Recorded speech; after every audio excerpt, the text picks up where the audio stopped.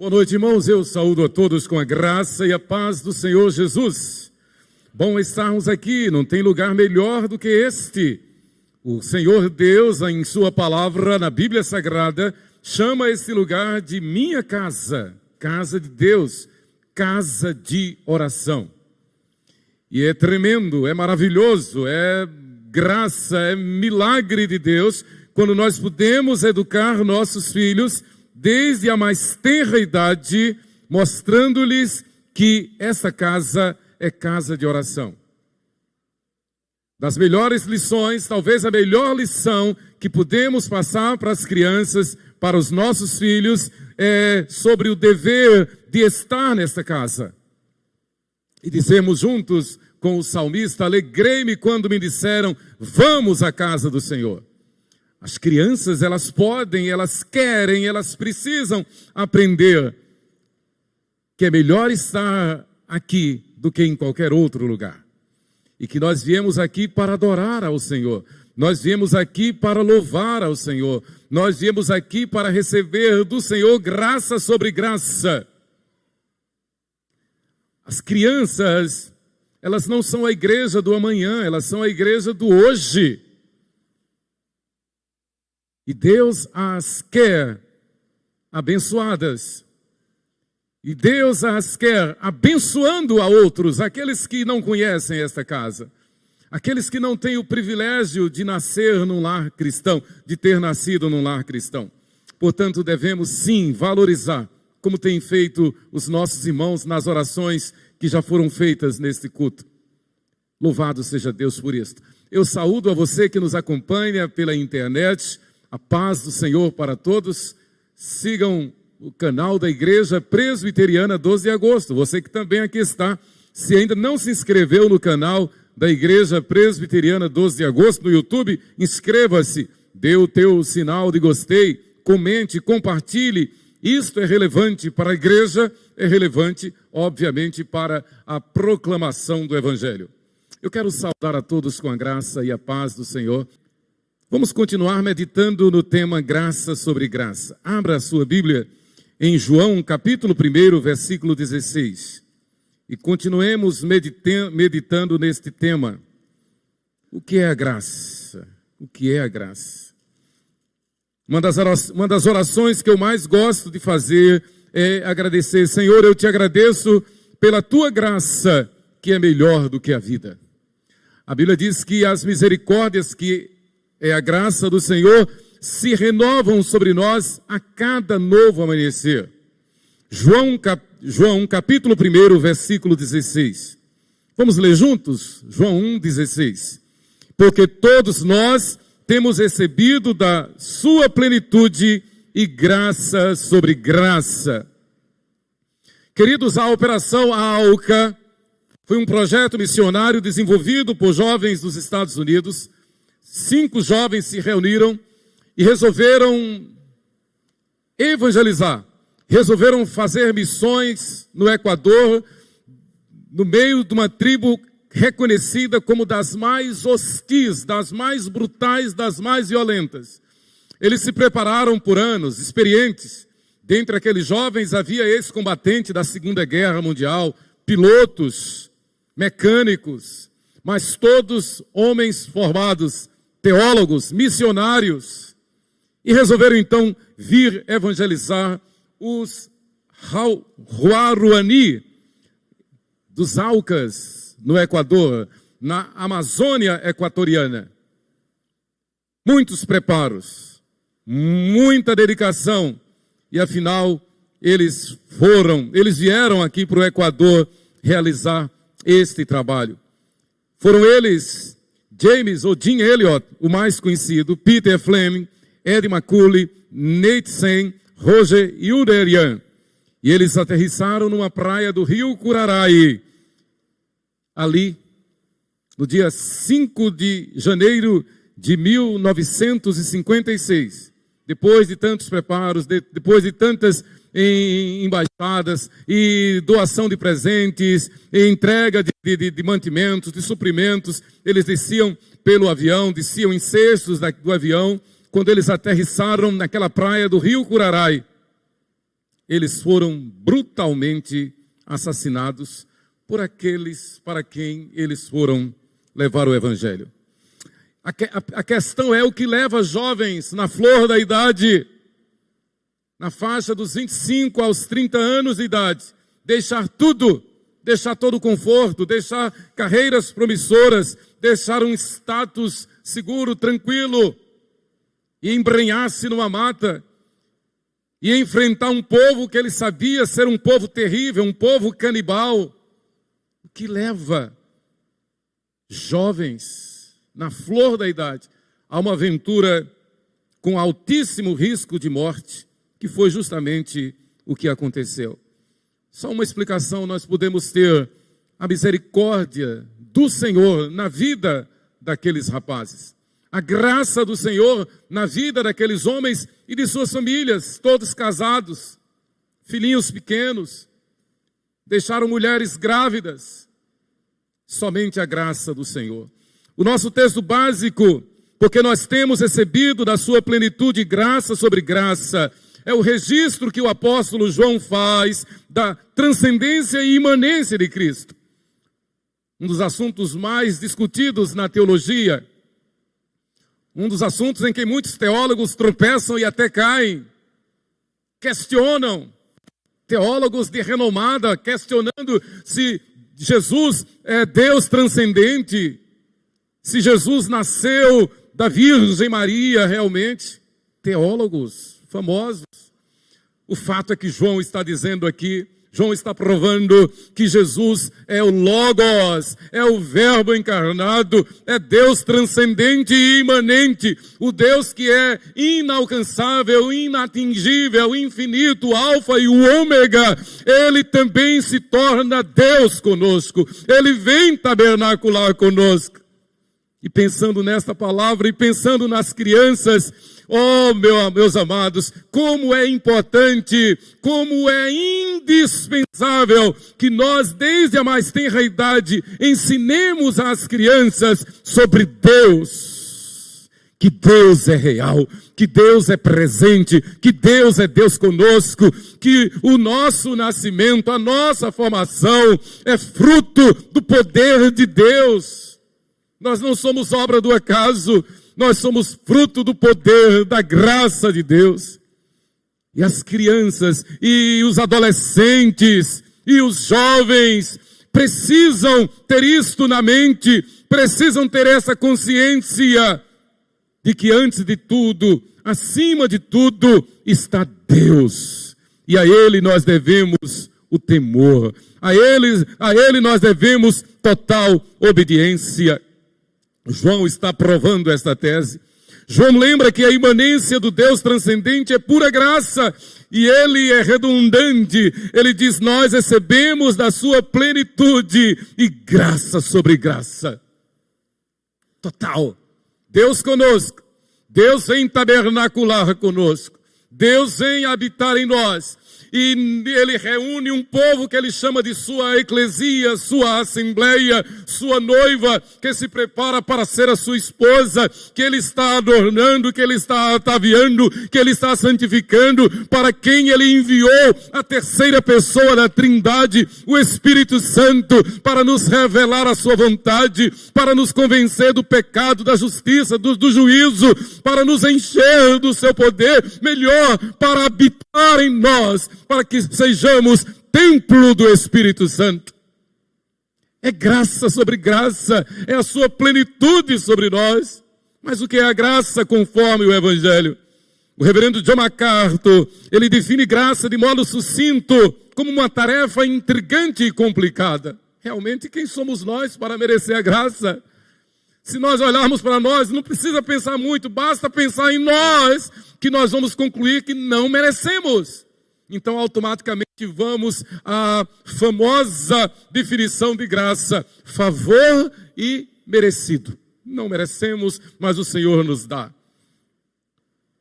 Dr. A.W. Tozer, talvez o maior expositor de Bíblia do século XX, ele disse: a graça é a boa vontade de Deus que o inclina a conceder benefícios àqueles que não merecem. A despeito da situação, apesar de nós, o Senhor derrama benefícios sobre nós. É a figura de Paulo que o presbítero Levi falou da sementeira. O Senhor nos faz naturalmente prosperar, independente das circunstâncias, se vier doença, se não vier doença, em qualquer circunstância, Ele vai suprindo em Cristo Jesus cada uma das nossas necessidades. Louis Berkhoff, em Teologia Sistemática, ele acrescenta: a graça é o agir imerecido de Deus no coração do homem, efetuado pela intermediação do Espírito Santo. Ainda conforme MacArthur, o termo graça ratifica a ideia do favor divino. O que é graça conforme o Evangelho? Primeiro, graça é benevolência. Diga comigo, graça é benevolência.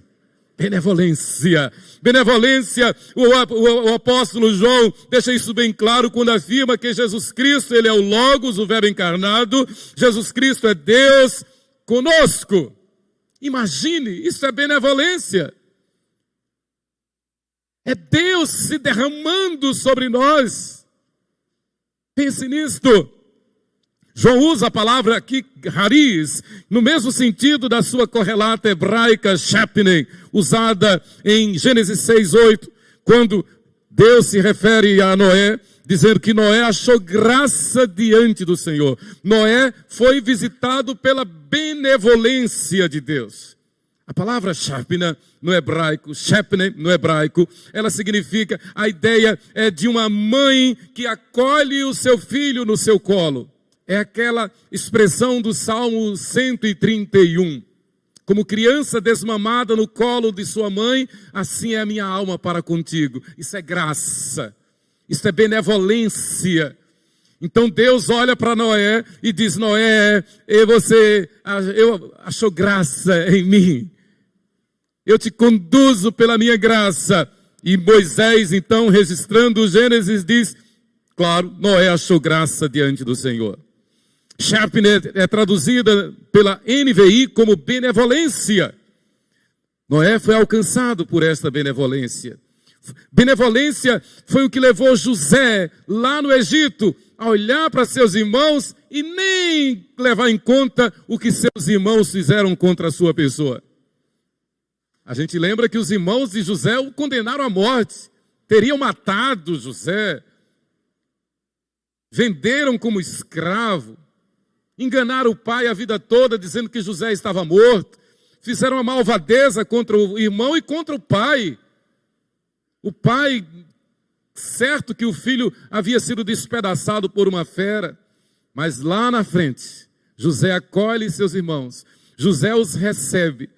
E esse ato de receber e perdoar, e não levar em conta, e não passar em rosto o que eles fizeram, é um ato de benevolência. Mas graça também é favor, irmãos. Voltando um pouquinho na benevolência, a gente pode retratar isso muito bem na vida da igreja. Nós somos diferentes, nós temos nossos temperamentos, nós temos nossas dificuldades, nós temos nossas imperfeições e devemos sempre lembrar do apóstolo Paulo que diz: miserável homem que sou, quem me livrará do corpo dessa morte? Imagine se Paulo deu esse depoimento, quem somos nós? Nós somos difíceis. Diante de Deus nós somos péssimos, nós somos ruins, miseráveis, de um coração incomparavelmente corrupto. Esta é a nossa natureza humana. Mas sermos igreja de Jesus, reunir-nos, congregar-nos, participar da Santa Ceia, da mesa do Senhor, isto é um ato da benevolência divina. E esta benevolência nós devemos repartir uns com os outros. Nós devemos repartir, porque se nós não amamos ao irmão a quem vemos, como podemos amar a Deus? Se nós não perdoamos ao nosso irmão, como podemos participar da ceia? Não podemos participar. Nem podemos participar do culto. Jesus disse que se alguém vem participar do culto e lembra que tem alguma coisa contra a sua pessoa, deixa ali o teu culto, deixa ali a tua oferta. Vai primeiro reconciliar-te com o teu irmão. Sim, então isso é benevolência. Segundo lugar, graça é favor. Intimamente relacionado com a palavra graça é o verbo chapna, tudo parecido, que significa mostrar favor. Mostrar favor. Ser gracioso. Numa ilustração bem rápida ao invés de ter uma cara fechada, ter uma cara simpática. Ao invés de resmungar, abençoar. Ao invés de ser contrariado, ser animado. Ao invés de criticar, elogiar. Nós gostamos daquela ilustração que os pregadores antigos contavam, de que Jesus ia com os discípulos por uma estrada e de repente havia ali à frente a carniça de um animal em total decomposição. E todos viraram o rosto, taparam o nariz, mas a história, que é uma lenda, diz que Jesus se aproximou e olhou, e enquanto todos repudiavam, reclamavam, diz que Jesus olhou e disse: vede que belos dentes ele tinha, aquele animal, aquela fera. Jesus pode ver beleza naquilo que para nós é imundo. Não foi assim que Jesus fez conosco? Ele olhou para nós e viu a sua graça sobre nós. Ele viu a sua misericórdia sobre nós. Ele derrama sobre nós da sua misericórdia. Nós vamos ver daqui a pouco a prova hermenêutica disto. Daí a tradução de algumas versões, exatamente aqui. Quando do anúncio dos anjos aos pastores em Belém, do nascimento do Messias, a principal tradução diz: glória a Deus nas maiores alturas e paz na terra aos homens a quem Deus quer bem. Mas, pegando a exegese da palavra chapna, nós vamos ver que é perfeitamente correta também a tradução aos homens de boa vontade. E a ontologia vai explicar que os homens de boa vontade são os homens a quem Deus quer bem. Então, se Deus quer bem a Elisandro, fique tranquilo, porque você é um homem de boa vontade. É, na verdade, o que significa essa palavra chapna. Quando ele derrama da sua graça sobre nós, ele recolhe de nós daquilo que ele nos deu. Na verdade, nenhum bem nós teríamos se do céu não nos fosse dado. Dons, talentos. Eu gosto, toda vez que eu vou orar aí com o pessoal do louvor, de agradecer pelos dons e talentos que Deus dá aos nossos irmãos. Os dons e talentos que Deus dá aos nossos irmãos aí da feirinha. E eu fiquei muito impactado e emocionado em ver a lojinha de Jaqueline Jaqueline de Lamartine, aí na feirinha. Né? Que chique, que classe, né? Que arte. Todos, mas eu quero ressaltar a Jaqueline. Então, na verdade, o Senhor dá os dons para abençoar a igreja. O Senhor dá os dons para recolher de nós desses dons.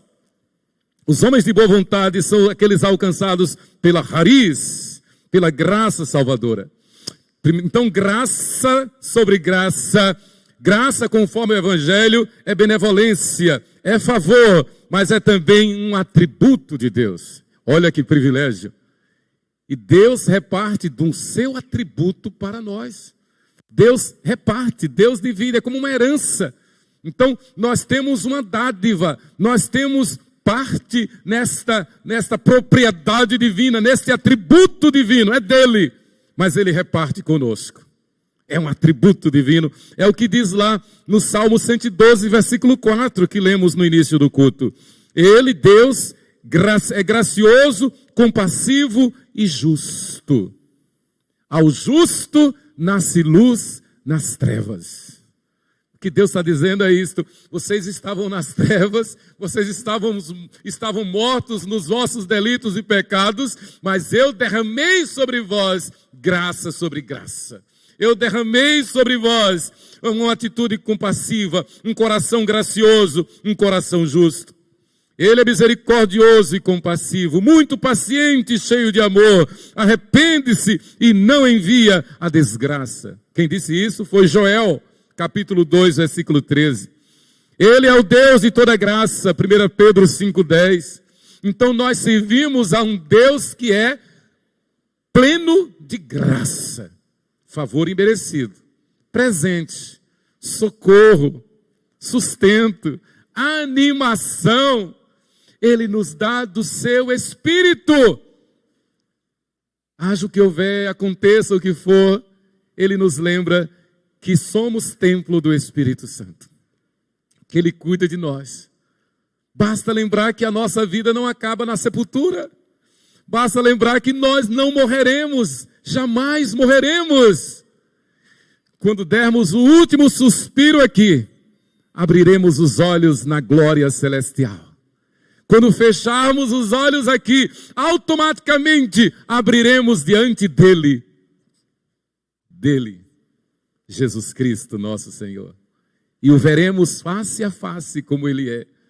Irmãos, graça é um atributo de Deus que Ele derrama sobre nós, justamente para que quando nós voltarmos para casa, possamos vê-lo face a face.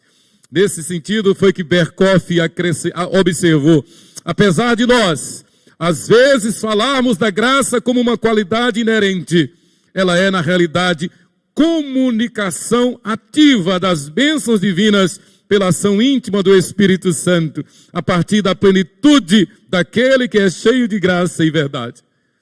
A figura, a ilustração que coaduna-se perfeitamente aqui é quando nós vamos ao médico e o médico prescreve um tratamento.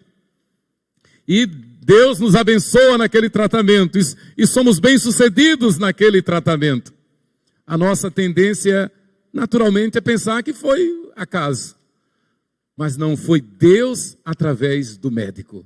Se nós não tivéssemos ido ao médico, estaríamos perdidos. Mas Deus se serve do médico, esse instrumento em suas mãos, para cuidar da nossa saúde. Esta é uma ilustração da graça como atributo de Deus. A saúde é nossa, o corpo é nosso, a vida é nossa, o cuidado é nosso, mas Deus nos dá um atributo, que é a ação do médico, o ato médico. Da mesma forma que o professor, da mesma forma que o alfabetizador. Sheila é alfabetizadora e ela compartilha da alegria de quando a criança lê a primeira palavra. E aí é o início de tudo. Ninguém seria formado em nada se não fosse alfabetizado. E eu digo, é a profissão mais importante. Está abrindo os horizontes para todos, para que possam se formar naquela área. É um atributo. Eu estou colocando ilustrações. Poderia citar todas as profissões, mas eu quero ficar apenas no médico e no professor. Irmãos, eu quero concluir. A Santa Ceia, que é um dos dois sacramentos, o outro é o batismo, justamente porque ratifica, sela e santifica o pecador pela graça salvadora do Deus transcendente e imanente, que a despeito de sua infinitude, de ser insondável, inescrutável, conforme está em Romanos 11:33, Deus é ao mesmo tempo imanente, distribui a sua graça, o seu favor, a sua benevolência, o seu atributo com aqueles que a Ele se entregam. Que alegria, que prazer entregar a vida ao Senhor e descansar, sabendo que Ele tem cuidado de nós. Nenhum bem nós teríamos se dos céus não nos fosse dado. O massacre do rio Curaray, no Equador, que ceifou a vida daqueles 5 jovens atletas, vencedores, teólogos, missionários, pais de família, naquele trágico incidente do dia 5 de janeiro de 1956, ceifou a vida daqueles rapazes. Alguns anos se passaram, e a viúva de Jim Elliot, e a irmã Raquel, a irmã do Natsen, elas resolveram ir lá, aquele mesmo povo, Ruaruani, aqueles mesmos que mataram os missionários. E para encurtar a história, elas foram, pregaram o evangelho. Aquele povo se converteu. Um dos que se converteram foi o que matou o reverendo Jim Elliot. Foram todos batizados. Uma igreja forte surgiu ali. Apesar do trauma, apesar da dor, aquela viúva e a Raquel Nath, irmã de um dos que foram assassinados, foram lá. O que as levou àquele povo não foi a sua capacidade, não foi a sua força, não foi o seu tirocínio, foi somente, irmãos, a graça de Deus. A graça de Deus as levou àquele povo. E aquele povo, enfim, alcançado pelo Evangelho, confessou a Jesus como Senhor e Salvador. Que Deus nos abençoe. Que Deus nos ilumine. E que vivamos valorizando a plenitude da graça sobre graça de Deus em nossa vida. Amém.